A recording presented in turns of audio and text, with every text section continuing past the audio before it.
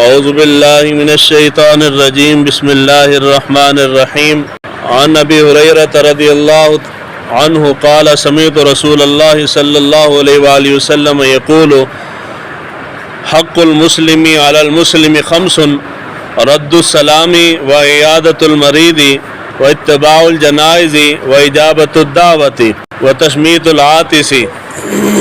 حضرت ابو ہریرہ رضی اللہ تعالیٰ عنہ روایت کرتے ہیں، حضور صلی اللہ علیہ وآلہ وسلم نے ارشاد فرمایا کہ ایک مسلمان کا دوسرے مسلمان پہ 5 حقوق ہیں۔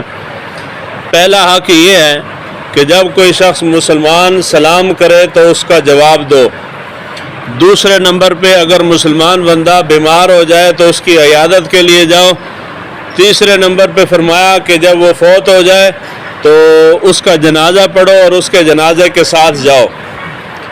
چوتھے نمبر پہ فرمایا کہ اگر وہ تمہیں دعوت دے تو اس کی دعوت کو قبول کرو۔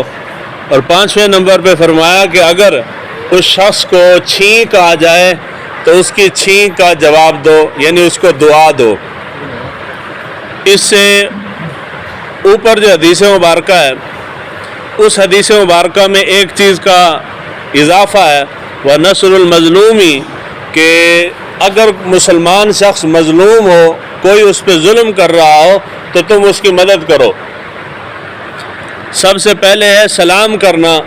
سلام کرنا مسلمان کی پہچان اور علامت ہے۔ حضور صلی اللہ علیہ وآلہ وسلم کا ارشاد گرامی ہے، فرمایا کہ میں تمہیں ایسی چیز نہ بتاؤں جس سے تمہارے اندر مابین محبت پیدا ہو جائے۔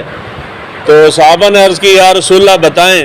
حضور نے ارشاد فرمایا کہ ایک دوسرے کو سلام کیا کرو اور وہ بھی کثرت سے کیا کرو، یعنی جب بھی آمنا سامنا ہو، ملاقات ہو، تو سب سے پہلے مسلمان کا طریقہ یہ ہے کہ وہ سلام کرتا ہے۔ اور سلام سب سے بڑی دعا ہے، ایسی دعا جس سے خوبصورت دعا ہو ہی نہیں سکتی۔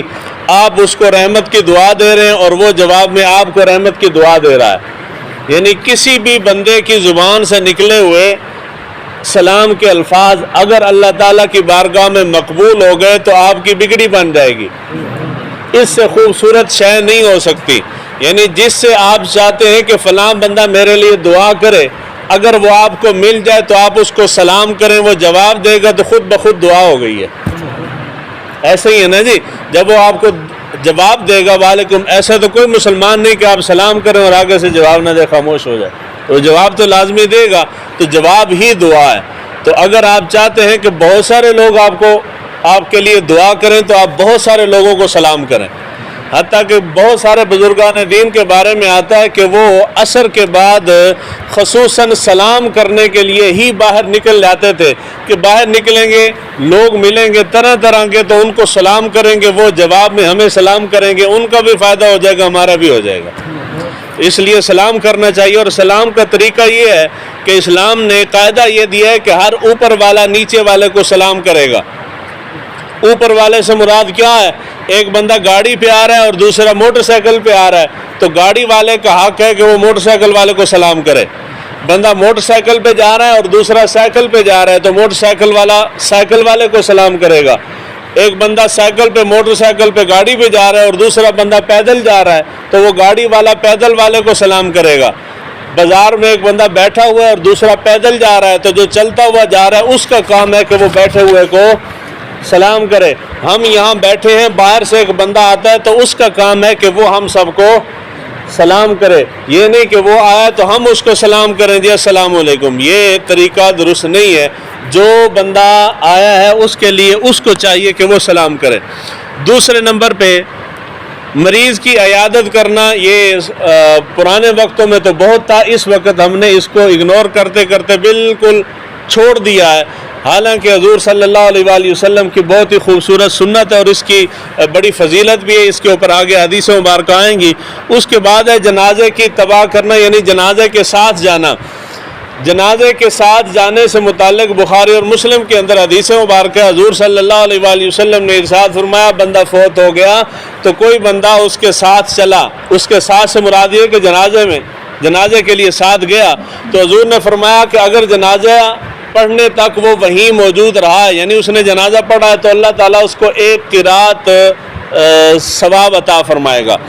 اور اگر وہ اس کی تدفین تک رہا، یعنی جب تک کہ وہ دفن نہیں ہو جاتا، جس طرح کہ ہم وہاں موجود رہتے ہیں، اس کو دفن کر دیا جاتا ہے، پھر دعا مانگ کے واپس آتے ہیں، تو حضور نے ارشاد فرمایا تو پھر اس کو 2 قرات ثواب ملے گا۔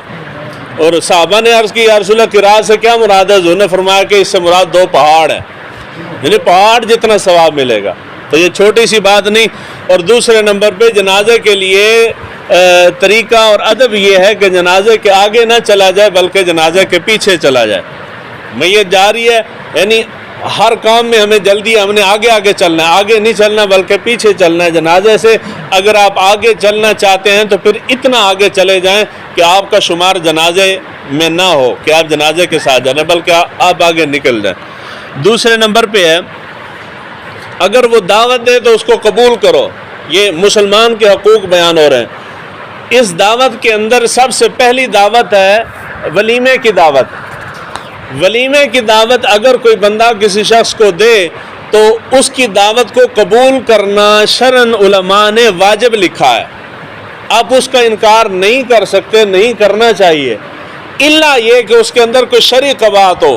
اور شرعی قباحت کیا ہو سکتی ہے کہ وہاں کوئی غیر شرعی کام ہوگا، جس طرح کہ ہم کرتے ہیں، ڈھول تماشا ہوگا، کوئی ناچ گانا ہوگا، اس وجہ سے اگر وہ اس سے پرہیز کرتا ہے تو جائز ہے۔ اگر اس شخص کی کمائی حلال کی نہیں حرام کی ہے، حرام ذرائع سے اس نے حاصل کی ہے، تو آپ حرام کھانے سے اجتناب کرنے کے لیے اس کی دعوت قبول نہیں کرتے، معذرت کر لیتے ہیں، تو یہ عین اسلام ہے۔